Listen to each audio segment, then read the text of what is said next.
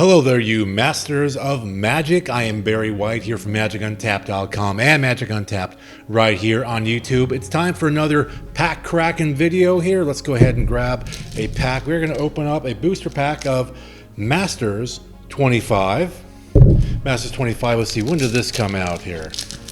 A couple years ago, I believe. This came out in 2018.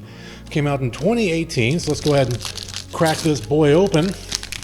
And Masters 25, as I said, was celebrating 25 years of Magic the Gathering. It has cards from every expansion printed up to that point, including Portal and beginner sets and commander sets and all those sort of things. So we're starting out here. We're going to start out with some commons. Right here we have Soul Bright Flamekin, red and 1 for a 2/1 creature, elemental shaman. Has the ability, pay 2. Target creature gains trample until end of turn. If this is the third time this ability has resolved this turn, you may add 1, 2, 3, 4, 5, 6, 7, 8 red mono to your mana pool. And this would be a card from Lorwyn, I believe. I believe this is from Lorwyn. Our next card is Loyal Sentry, a card that debuted in Starter. This is just a 1/1 for 1 white creature, human soldier. When Loyal Sentry blocks a creature, destroy that creature and Loyal Sentry. So almost kind of like a white suicide death touch sort of thing, I suppose. Next card is Vampire Lacerator. This card debuted, I believe, in, what is this, Zendikar, I think? Anyway, it's black for a creature, Vampire Warrior. It's a 2/2. Says, at the beginning of your upkeep, you lose 1 life unless an opponent has 10 or less life. So it'll bleed you dry, and unless your opponent's got 10 or less life, but still 2/2 for 1 black. I mean, it's a suicide black type card, popular archetype off and on during Magic's history. Up now we have Chartooth Cougar, a card from Scourge, all the way back when. This is red and 5 for a 4/4 cat beast, expensive for a 4/4. It has what we like to call fire breathing. For 1 red, Chartooth Cougar gets +1/+0 until end of turn, but more importantly, it has mountain cycling. So if you're like me, you don't want to drop 6 mana for a 4/4, you just cycle this away and grab yourself a mountain card, or that in your hand instead. That might be more useful. Up next, we have another 6-drop. This is Elvish Aberration, also from Scourge. For green and 5, 6 mana total, you get a 4/5 that says, it's a creature, elf mutant. Says tap to add 3 green to your mana pool, but like the Cougar, this one also has forest cycling, although I believe this one actually saw quite a bit more play than the previous card. I remember seeing this every now and then at tournaments at my local comic shop and LGS and whatnot back in the day. Next, we have a classic card. This is a card that debuted in Ice Age. This would be Brainstorm, a card still played quite prevalently today and in basically every format it's allowed to be played in. Brainstorm, 1 blue for an instant, draw 3 cards, then put 2 cards from your hand on top of your library in any order. Classic card, very useful card, still sees so much play. Next up, we have Noble Templar, the 3rd card in this pack from Scourge, and just like the other 2, this is also a 6-drop. White and 5 for a creature, human cleric soldier. It's a 3/6 with vigilance, and like the other ones, this one has plane cycling, so you can pay 2, chuck it, search your library for planes, and put that into your hand.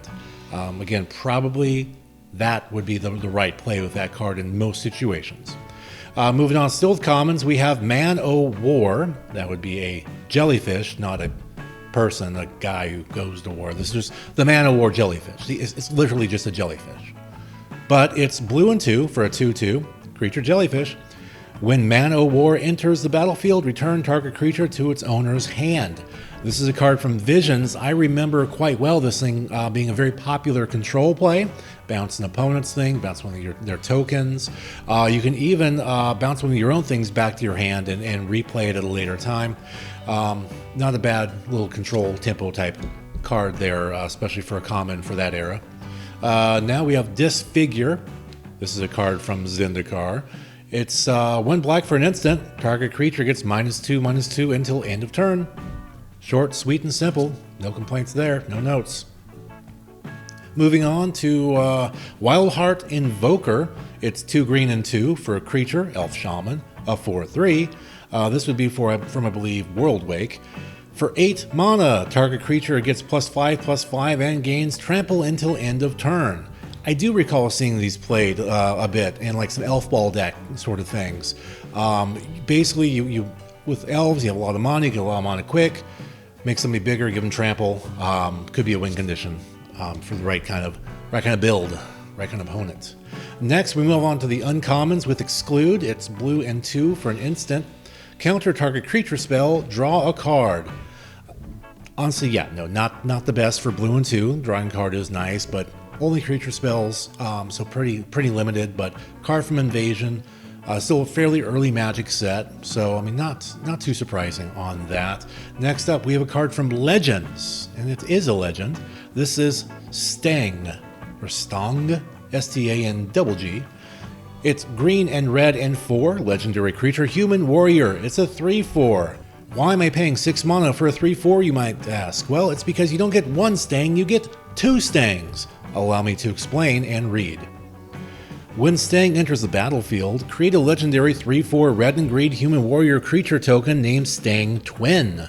Exile that token when Stang leaves the battlefield, sacrifice Stang when the token leaves the battlefield. So essentially it's a creature that duplicates itself, so you actually have 2 3/4s instead of 1 3/4. Or a 6/8, single 6/8 if you want to do the math that way. Another uncommon here, this is Freed from the Real. It's a combo piece. This was from Saviors of Kamigawa. It's blue and 2 for an enchantment aura, enchant creature, blue, tap enchanted creature, blue, untapped enchanted creature. Pretty simple, straightforward, pretty easy to abuse. Our next card now here, we have the rare. This is Laquantis Champion. This would be from Torment. It is 2 black and 4 for a creature, Nightmare Horror. When Laquantis' Champion enters the battlefield, target player loses 6 life.